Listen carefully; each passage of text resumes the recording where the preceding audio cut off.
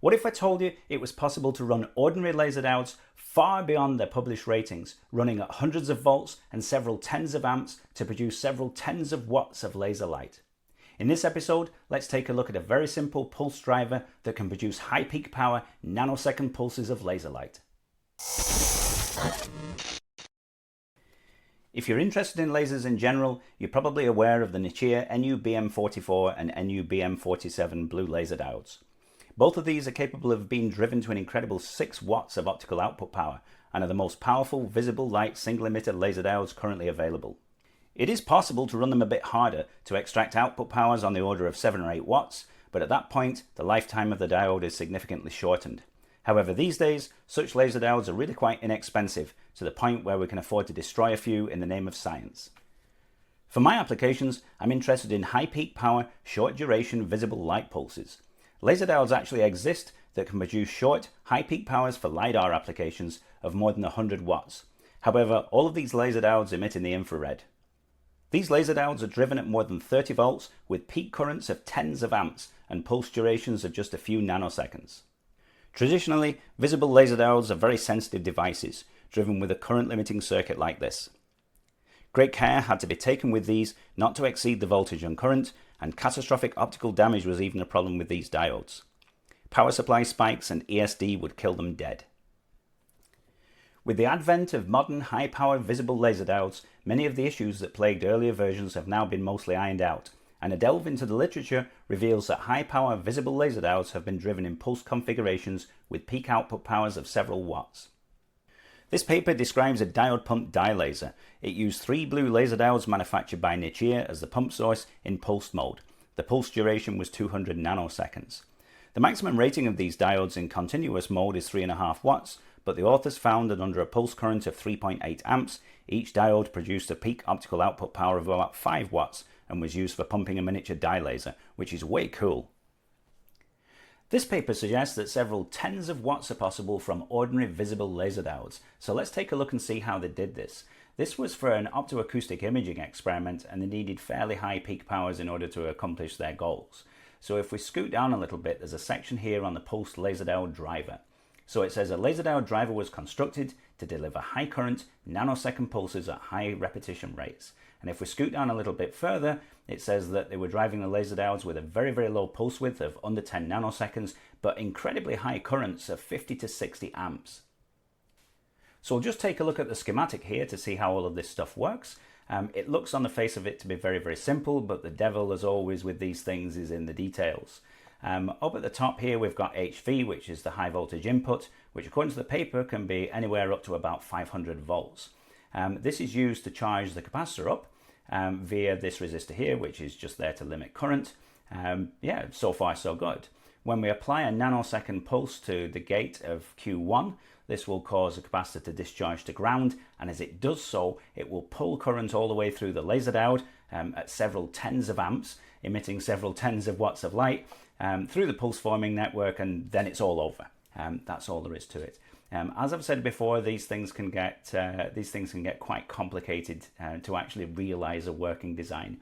There's an additional resistor down here called RM, and this is used to monitor the actual current through the laser diode. We can just stick an oscilloscope across it and you'll be able to see the current pulse as the laser diode fires. If we take a look further down the paper, there's a nice little table here that shows all of the laser diodes that they tried in this system. They're just off-the-shelf components. If we take a look on the right hand side here, we can see the manufacturers, and they're all very, very familiar. We've got Nichia, Osram, Oclarol, Thor Labs, Reuthner Laser Technique. Yeah, great.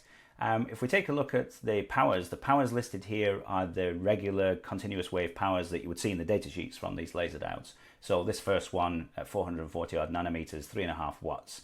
All the way down to one at 830 odd nanometers at 1.5 watts. So they've tested, really quite a wide range of laser diodes with this experiment. If we scoot further down the paper here, we've got some results in the form of graphs. So let's have a look at these. The very first graph shows that they were driving some of these laser diodes up to about 60 amps, which is way beyond the specifications in the datasheet. And we can see that they were getting peak energies of somewhere in the region of about 200 nanojoules or so, which is quite significant, really. The second graph is even more interesting. So here they've listed the peak output power in watts, and we can see that a couple of these laser diodes were hitting 25, almost 30 watts of peak output power. Absolutely spectacular. It seems that they also did some additional experiments to see if there were any changes in the emitted wavelength. Whenever you drive laser diodes ordinarily, they'll heat up, and the heating will actually cause the wavelength to drift. It'll actually drift towards the red end of the spectrum. So it looks like they did some additional tests just to see if driving them in this fashion actually caused any significant drift. As I said before, earlier on in this paper, half of these laser diodes here are visible laser diodes. So we've got 445 nanometers all the way to 638 nanometers. And if we take a look at the graph here, some of the highest performing laser diodes actually turned out to be the 445 nanometer laser diodes. So this line up here is 445 nanometers, and it was producing a little over 200 nanojoules. The peak output power for this was around about 25 watts or so. So really quite significant. These papers are really cool, but not much is actually mentioned about the design of the pulsed laser diode drivers, and quite a few of the papers actually use commercial off-the-shelf drivers. I was going to buy one of these, but it actually turns out that these things are incredibly expensive. Commercial drivers are all MOSFET drivers, but I was wondering if something simpler like the Jim Williams Avalanche driver might actually work with these laser diodes. This well-known circuit is capable of nanosecond rise times and was discussed in the famous application note 47. Avalanche drivers have been used with infrared laser diodes for ranging, and the ZTX415 that's used here can handle pulses in excess of 100 amps so long as the pulse is short enough. An Avalanche driver seemed simple enough to implement, so I decided to roll my own and see if I could drive high-powered laser diodes like this. I had a couple of Avalanche transistors in mind from what I'd read in the literature, the ZTX415 and the 2N5192. The first efforts were built Manhattan style on a small piece of PCB, and although I've killed a number of laser diodes figuring all of this stuff out, the results were very promising, so I figured I'd spin up a proper PCB and have it manufactured. This is a diagram I've put together in EasyEDA of a homemade Avalanche pulsed laser diode driver. On the top left hand side here we can see that we've got high voltage in, which is followed by a diode and a smoothing capacitor, just to smooth out any transients or ripple that we might get from a cheap high voltage power supply. This is then fed into the Avalanche transistor and the pulse forming network. For the Avalanche transistor, I've got a 2N5192 on the board here, but I've also put a footprint in for a ZTX415. As I've said before, this is all really quite experimental, and I wanted the option to be able to swap these in and out, or try them on different boards to see which ones work the best. On the right hand side here we've got the pulse forming network. I say pulse forming network, this is best guess rule of thumb based on what I've read in academic papers. We've got 6 47 picofarad capacitors, and then for the resistors we've just currently got 0 ohm links. We've got a couple of Schottky diodes down at the bottom here which form part of the charging circuit and should also hopefully arrest any negative going transients that we have across the laser diode. Down at the bottom right hand corner here we have the current sense resistor. This comprises of 5.5 ohm resistors for a total value of 0.1 ohms in series with the laser diode. The idea is that we can measure the voltage across these with an oscilloscope and derive the current. There's a 49.9 ohm resistor in series with this, and the whole idea of that resistor is to make sure that one end of the coax is terminated with 50 ohms to ground, which means that at the other end of the coax, assuming that we've terminated 50 ohms at the oscilloscope, we'll end up with a final scaling of 10 amps for every 500 millivolts that we read off on the display. The Avalanche transistor is set up so it's just below the Avalanche threshold, so when we apply a trigger pulse, this will cause the PFN to discharge through the laser diode. This is the PCB layout. As I've said before, there's actually 2 footprints on the board. You would only actually populate one of these at a time, but we've got space for a 2N5192 and a ZTX415. At the bottom here, we've got a connection that goes off to the scope so we can measure the current. We'll just solder some coax on here. We've got the trigger input and we've got the high voltage input. This design draws inspiration from commercial designs I've seen, so we have a huge ground plane, and wherever possible for the pulse forming network we've got huge thick wide traces to try and minimize inductance as much as possible. Here's a quick look at how this board looks in 3D. We can see that the 3D view populates both transistors. We would never do this in real life, but we can get an idea of how the board looks. We can see our pulse forming network here, and then if we flip the board over we can see how I've laid out the current sense resistors on the back. This is a good point to mention my sponsor for this video, JLCPCB, who created the printed circuit boards for this project. JLCPCB can produce multi-layer printed circuit boards and offer a choice of printed circuit board material and silkscreen color with very low cost and fast delivery time. Prices start at just $2 for multi-layer PCBs. The order process in EasyEDA is very straightforward. We just go to Fabrication, one-click order. Once we've uploaded our files, we can check out the design, and additionally we can select a number of options for the PCB production process. JLCPCB also offer an SMD assembly service and will manufacture your project for you. JLCPCB is currently celebrating Engineers Day, which lasts until the 5th of October 2024. They've got some coupons available for 6-layer PCBs, assembled PCBs, flex PCBs and a few others. I'll link this in the description below. These are the printed circuit boards I've had manufactured by JLCPCB, and as always, very nice high quality printed circuit boards. Very nice. I've assembled several of these boards for testing purposes. For this video we're only going to really focus on one of them, but we'll take a look at what we have here. At the bottom right we've got an M140 laser diode. This is ordinarily rated for 2 watts and it's being driven off of a 2N5192. Either side of that we've got a couple of NUBM05s rated for 3.5 watts and they're being driven off ZTX415s. And then the top left is the awesome NUBM47, which is ordinarily capable of about 7 watts, also being driven by a ZTX415. For the most part, the pulse forming networks are almost identical on every single one of these boards, and I've actually mounted 8 47 picofarad capacitors for a total capacitance of 376 picofarads. In order to run the Avalanche driver, we need a suitable high voltage power supply, so I have a homemade one here. Internally, this isn't anything very exciting, it's just the inverter board used to drive Nixie tubes. I picked one of these up off eBay very cheaply and just added in a potentiometer so I could vary the output voltage. If I power it on real quick, we've got a low voltage of 83 odd volts, and if we crank up the wick, we can go up as high as 236. As always on this channel, it would be remiss of me not to mention laser safety. If you intend to replicate experiments like this, always wear the correct laser safety eyewear. So I have the laser set up now. I'll just go through all of the main points real quick. I have a piece of coax soldered directly onto the board here that goes after the oscilloscope, and this is for measuring the laser diode current. I've got a signal being fed in from an arbitrary function generator. This is feeding in a signal that's 1 microsecond wide at a frequency of 10 kilohertz, and this is to trigger the driver. And then I have the high voltage supply connected. For whatever reason, this entire setup requires about 188 volts to drive the laser diode to threshold.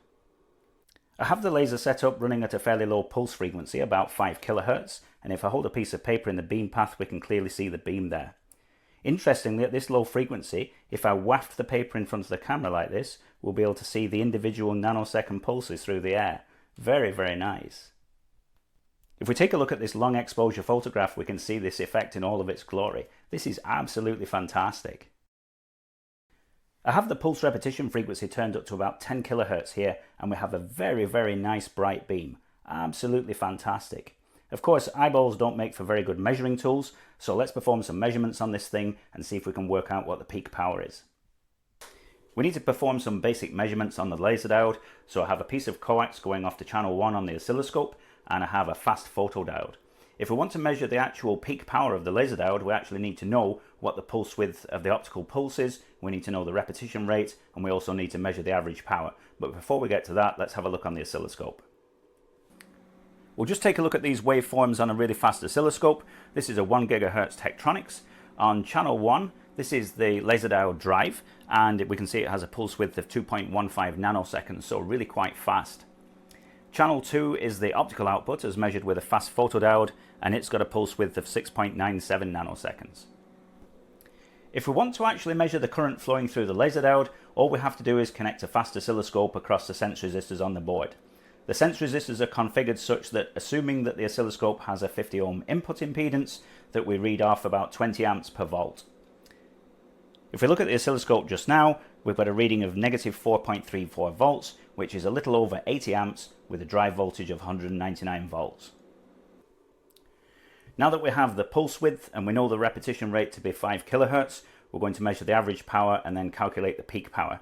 Currently the system is being driven at 199 volts, so we'll make a note of that as well, and we'll just measure the average output power here. So we have an average output power of 2.34 milliwatts. So now we can go to the calculator and work all this stuff out. Now that we have all of our figures, we can plug them into this handy online calculator to work out the peak power. We'll put in the beam diameter as being 4 millimeters, the maximum average power as being 2.34 milliwatts as we measured, the repetition rate at 5 kilohertz, and the pulse width at 6.97 nanoseconds. When we hit calculate, we get an absolutely spectacular peak power of 67.14 watts at a drive current of a little over 80 amps to the laser diode. Absolutely fantastic. Because this is a pulsed laser, we can actually set up a really simple range finding experiment. In front of the laser here I have a fast axis collimator because the divergence on one of the axes is really quite large out of these things. In the path of the laser beam I've mounted a comically large beam splitter, and the purpose of the beam splitter is to reflect some of the beam into the photodiode so that we have a reference, and then the remainder of the beam passes out through a mirror here and is bounced to the other side of the room. Mounted on the wall at the other side of the room is a corner cube retroreflector. This is a rather special prism that will always reflect light back to its source no matter what the orientation is. And so the idea is that the pulsed laser light from the rangefinder will hit this prism, be reflected straight back into the beam splitter, into the rangefinder assembly, and we'll be able to detect the returning pulse from the wall. Although we're dealing with very fast signals here, we're just looking at edges in this experiment, and so a 100 megahertz oscilloscope like this one is plenty good enough for the job. We've got two traces on here. The top trace, as before, is the output from the pulsar itself, and then the bottom trace is the output from the photodiode. This is the beam that's being picked off before it exits the rangefinder. If I remove the beam block from the rangefinder, we'll see a second peak appear. This is the return beam from the other side of the room, from the retroreflector. Very conveniently, light will travel about 1 foot for every nanosecond, and so we can almost read straight off the display how many feet it is to the other side of the room. If we count the divisions, we've got 5, 10, 15, 16, 17 nanoseconds. We've got to divide by 2 because the beam has to travel to the other side of the room and then back again, and so we end up with a complete distance of 8.5 feet. Absolutely fantastic. This pulsed laser should be really useful for doing experiments with fluorescent dyes. I've got a couple of fluorescent dyes in cuvettes here. This one is rhodamine B, which emits in the red portion of the spectrum, and then the other one is sodium fluorescein, which emits in the sort of yellow, green, orange portion of the spectrum. It should be possible to do basic analysis with a pulsed laser like this. We could do fluorescence analysis, or perhaps even include this thing in a confocal microscope setup, which would be really cool. As I mentioned in the literature earlier on, it is possible to pump dye lasers with laser diodes like this, although from what I understand in the literature it's quite a finicky setup, and there's a very specific dye that's used that's really quite expensive, and I don't happen to have it. However, it is on my bucket list of things to try in the future. This driver build has worked out really very nicely, resulting in a simple and useful high peak power visible laser. There's a lot more experimentation to be done with different Avalanche transistors, laser diodes, and the parameters of the pulse forming network. For visible laser diodes, this project opens up a huge range of applications, such as LiDAR, fluorescence probing, and perhaps even pumping dye lasers, and even quantum entanglement. As always, a huge thank you to my awesome Patreons, channel donators, and subscribers. Your support makes science and engineering videos like this possible.